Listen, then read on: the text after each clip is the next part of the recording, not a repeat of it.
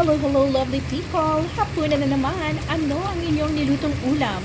For today's ulam ay nagluto ako ng red curry.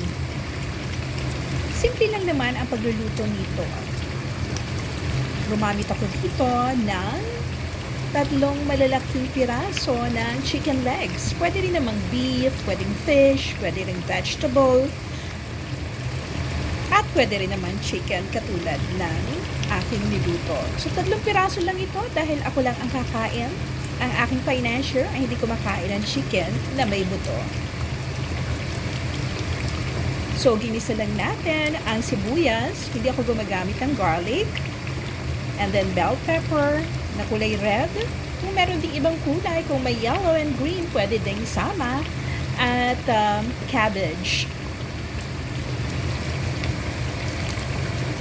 Pagkatapos nating isote ito, ay inilagay ko na itong aking pinalambot na chicken at ginisa-gisa pa rin natin para mapirito.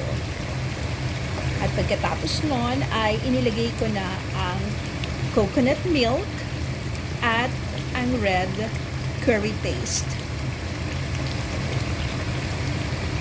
So, ayan lang.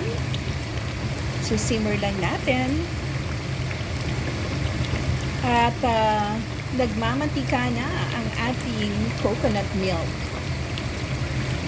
Pakukuntiin na lang natin ito dahil hindi naman kailangan na may sabaw.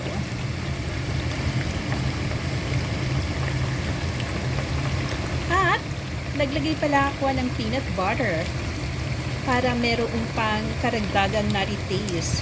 Dahil yung coconut milk ay meron ng nutty taste and creamy taste. So, para mas nutty-nutty, nilagyan ko pa ito ng peanut butter.